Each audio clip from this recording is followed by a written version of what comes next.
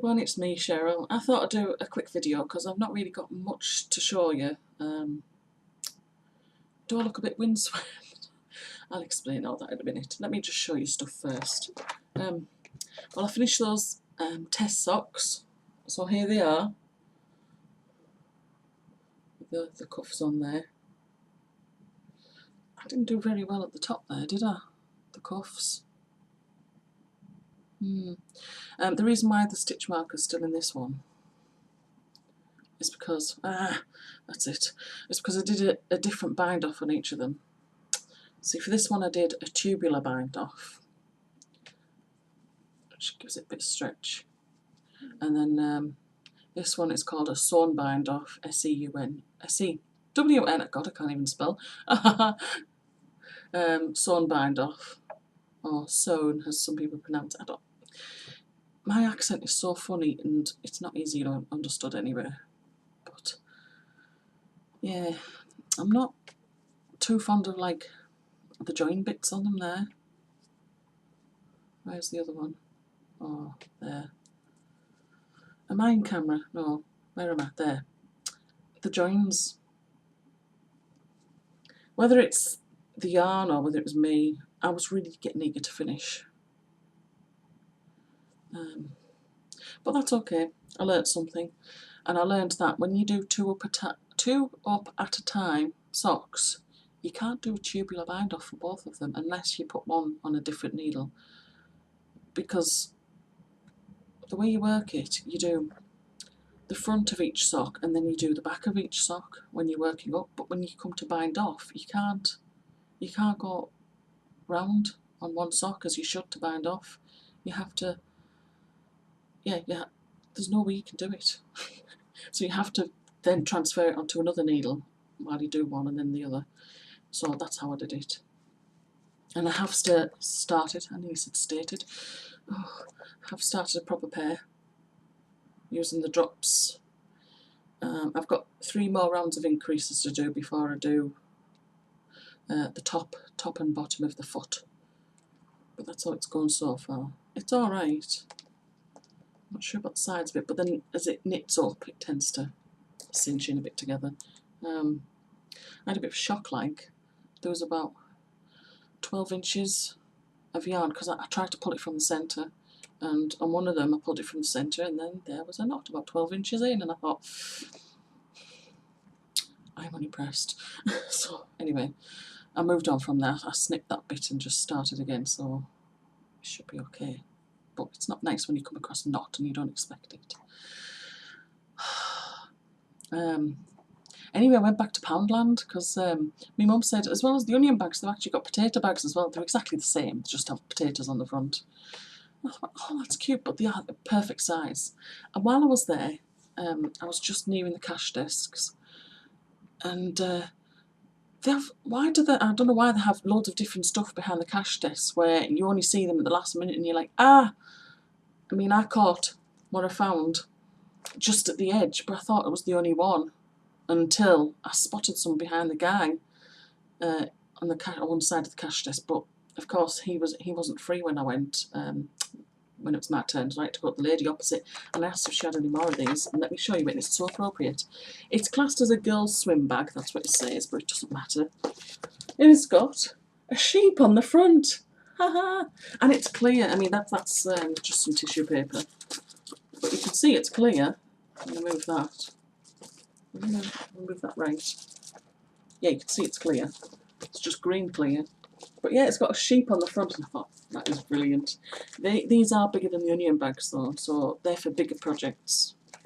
But it's good. I mean, I've got my whips. No, I can't really call it a whip. I'm not actually working on it. It's more like a hibernation. I've got them in one place, but it's like rummaging around and you're dropping a needle here and then getting yarn all tangled up. So while I don't mind keeping it in a big place altogether, I want them individually separated, but as for the project, yeah. So why I'm a bit windswept today and a bit late doing the video? Yeah, I'm actually. We've got some, last year My husband did a whole lot of fencing along the side of the house, and it was a lot because it was rotten, it was falling down, and especially in the front it started to pull down, and they have animals in the field around us and there's a risk of them coming in. So the farmer didn't put any animals in the field while we were doing the fence, but all the fence rubbish, the wood, some of it was rotten wood and some of it was like wired fence, with wired fence posts, thin ones, with barbed wire and that to keep the animals away from the fence. It was just dumped in the front garden. And my husband said, oh, when's the best time to have a skip? Because of the school bus coming to collect CJ. And I said, oh, well, it's collected every day, but apart from the weekend. So if you just wait for the 6 weeks holidays, no bus will be coming then. So he went, oh, all right then. Well, never happened, did it? And it didn't dawn on me until a few months down the line. I went, hey, how come we didn't get that skip? He said, oh, the prices are disgusting. I said, yeah, but that's the price you pay. So I decided, oh, well, I'll have a look at the price of skips. And yeah, they are expensive. And it kind of put me off as well. I thought, but it's a sight down there. It's horrible. So I had this plan. CJ's got a lovely long car. And when the ramp is folded inwards, it's a lovely floor, and you fold the back 2 seats down, because it's originally a 7-seater car with the 2 final seats ripped out for space and the floor lowered for the wheelchair to go in and out. But you can, the 2 seats behind the driver and front passenger, you can put them down and you've got lovely length, right? So I got some what I call Dexter sheeting, you know, Dexter the serial killer. I got some of that from B&Q, but a huge amount, probably more than I actually need, but we laid it all out to protect the inside of the car. And my younger son and I have been getting the wire cutters and starting to snip away the fence, just so we can put it in manageable chunks. We've been getting all the rusty rods out, so we've got them. We've still got some more rusty fence, and there's also some corrugated metal there, which we need to cut in half, because lengthwise it's just a bit too long. But we've done 2 runs yesterday. Well, sorry, we did 1 run yesterday and we've done a run today, and we were going to do another run this afternoon. But what should happen? On the way to taking some of the rubbish to the tip, get a phone call from the ramp guy saying, because we had some loose nuts in the ramp. So he said, I'll come between 1:30 and 2 today, if that's okay. And I went, yeah, okay. Thinking, oh. So I knew I'd be missing out on a run today. So, but never mind, we've got a run planned tomorrow. I don't think we'll do another one because he's got college at midday, so. But it'd be great when all that metal's out the way, then we can start on the wood. So we're doing it bit by bit. We've got potentially 3 days a week where we can do it, and we're just doing it together, and it's getting done. Oh, now, yeah, there's only a little thing. I'm getting behind. I'm missing my reading. I've got some novels to read, and I've got a Kindle. I just don't seem to have a chance to read them. But I don't know why it is. Once I'm in bed, I'll read for a few minutes, like on either web pages on my iPod Touch or on my phone, depending on what I have in my hand at that moment. And I think, why am I doing that? I can do that during the day at times, you know, when I can sit on the computer. It tends to be like not necessarily one long stretch, it tends to be spread out throughout the day. I thought, well, I can do that then. Why am I doing it now?